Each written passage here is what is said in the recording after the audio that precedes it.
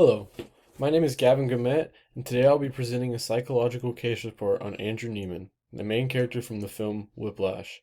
I'll analyze the behavior using criteria, psychological research, and theoretical frameworks from our course. My report will cover his background, diagnosis, evidence from the film, treatment recommendations, and implications for how disorders are portrayed in the media and how those are portrayed incorrectly and correctly in the film.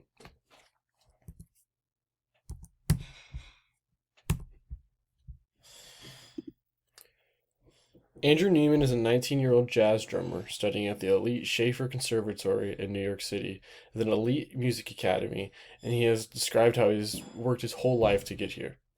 He is extremely ambitious and extremely focused, and sacrifices social relationships and his personal well-being in pursuit of becoming one of the great ones, as he says.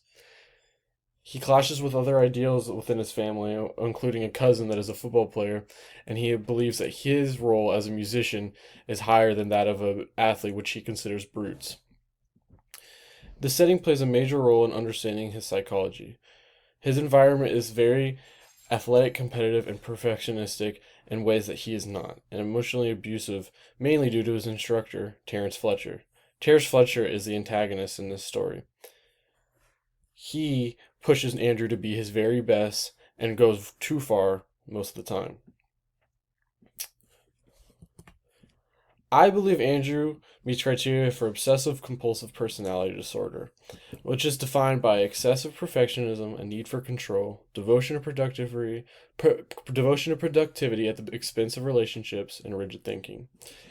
Andrew breaks up with his girlfriend to avoid distractions in his pursuit again to be one of the great ones, and even practices until his hands are bleeding and broken.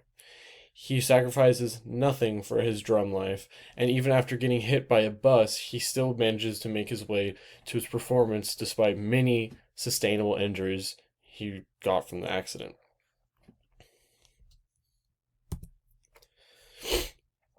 In American culture, traits like perfectionism and overwork are often glamorized in place of success, which can make disorders like obsessive compulsive personality disorder harder to diagnose.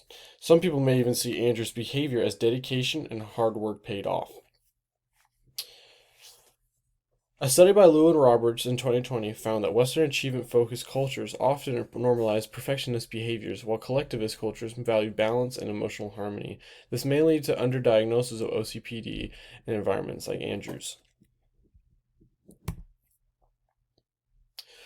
One strongly displayed symptom is extreme perfectionism that interferes with functioning. In the film, Andrew practices long into the night until his hands bleed, and then he would submerge his hands into water to numb his hands so he'd be able to continue playing despite the pain. This is borderline self-harm. This is bad.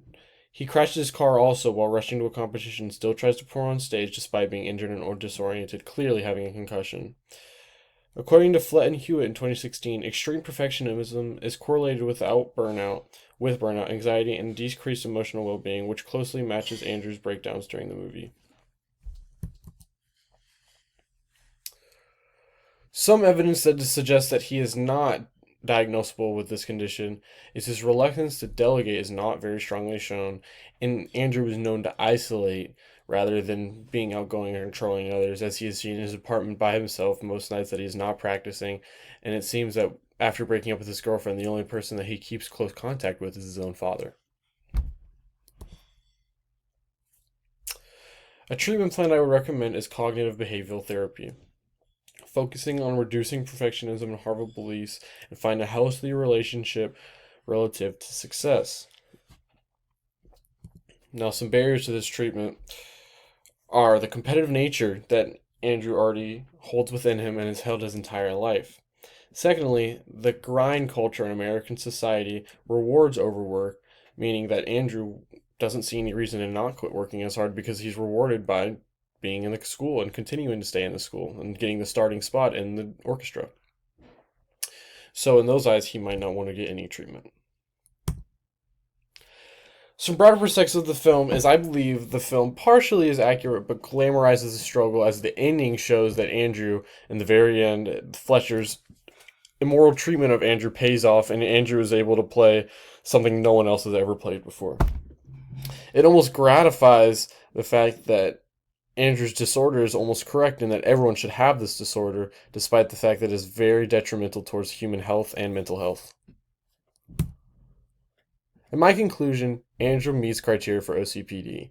His symptoms are reinforced by setting and culture and can be very damaging toward mental health if continues, and he needs to find help immediately, especially with the ending of the film being very up in the air on what happens for the rest of Andrew's life.